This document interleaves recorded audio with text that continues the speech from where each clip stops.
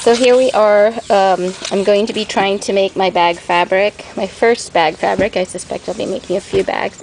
I thought this was a nice match, and this is an end I had picked up somewhere, I forget where.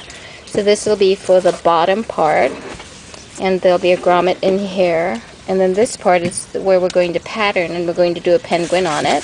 I have two penguin patterns that Caprice had printed out for me, or cut out for me, last time we were here. So that's what I'm going to be using. So I'm going to make a penguin, or print a penguin, using the stencil Caprice has made. And I'm using the Speedball paints this time to try to see how this works. I've got this set. It has a set of 6 different colors, 1, 2, 3, 4. And then there's white and black. And I'm just going to use the white and black traditional penguin colors. And we'll finish up in markers if we need to, fabric markers. Okay? I'm also planning on trying out a bit of this ink retarder. What it does is it slows the ink drying time. Maintains ink viscosity, which we need. I've tried this before, and that's the one thing I did notice about it, that it is very, very viscous. So I want to make sure that I have the time for it to dry. Okay, fabric and paper. Okay, here I've placed the penguin on top of the fabric, and you can kind of see the outline. And this kind of folded back. This is the eye. It folded back, but I just stuck it back in. And then I'm going to use this, what do you call it? Burnishing tool to rub it in and hope that it will sufficiently cover so that the paint won't go unseep under the edge. So I put a little bit of the ink retarder and a little bit of the black, and I'm just going to mix them together and then see what we get out of it. So I'm just mixing the retarder and the ink, and then I'm just going to start pressing it over. Okay, so we're having a little bit of, it's not taking quite to the fabric, but we'll just add more. A little bit has to get absorbed in, and then now this ink is, I think, probably pretty good for fabric because it doesn't bleed, but we'll see when we actually take the thing off, take the stencil off. You want to try the sponge to dab more in? One of the sponges? Nah, I wanted to do this one with the brayer.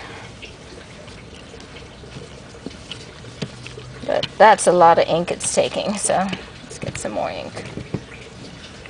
This is the white. We don't want the white. That's the one thing I did notice about this ink, is it takes a lot of it.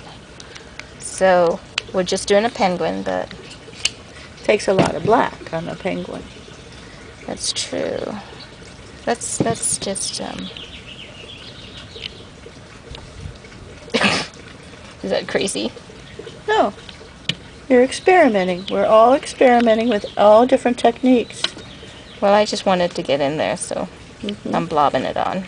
Impatient. But remember, you might be going through to the table, too. Well, I put oh, okay.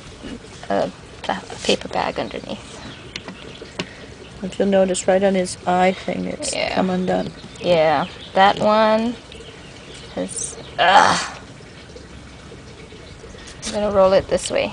Bring it down all the way to the end of his fin. This is a mess. I would try the sponge. I just figured the brayer wouldn't use so much ink. But you know, it's using a lot of ink already. That's the thing with this. Okay. So here we are. It's done, whatever it is. I had a little bit of trouble. The parts kept coming out regardless of how hard I burnished it down. And it didn't seem to ever have enough ink. And it could be the type of fabric. It's got a pretty loose weave. It's a linen of some sort. Or it just could be that it takes that much ink, but whatever. It looks like it'll be a penguin. Might be a little messy, but that's all okay. We're just playing.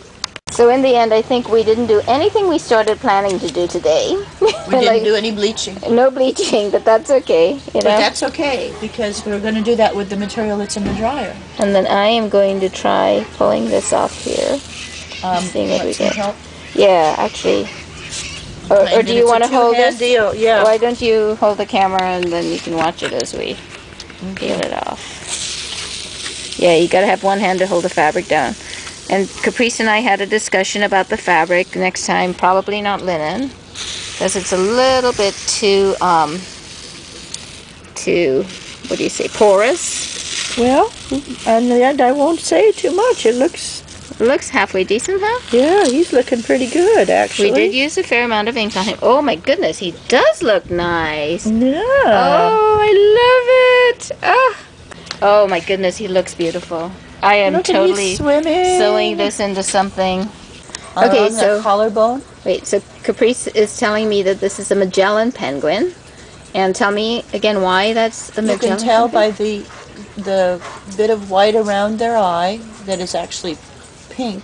All right, so we might color that around in. Their collarbone, where our collarbone would be, right? Like right here. I can't see where you're pointing. Right here. Yeah, see where it kind of goes jaggy? Oh, this is the rough. Okay. Yeah, so it's an uneven, it's kind of a zigzag. Okay. Across their chest, top of their chest. So there's a rounded black around their cheek, and then there's this thing that goes across the chest that makes it a... Now, specifically that kind of bird. If I were to look at this and say, well, big deal, you took a stencil and you made a print. What's special about what we did here? I'm thinking that it's your stencil. You're able to cut it out. Yes, it's a one-time, so it makes it almost a one-of-a-kind, right? Well, or we it's could repeat possibly the stencil. Sure, but it could be a one-of-a-kind. And the fact is that it's a medium that's affordable for many. If you happen to have the cutter, all you need is some contact paper, which is like $7 a roll, and some ink, and you can do something very similar. So it's like screening, but you know, a simpler, less expensive way to do it.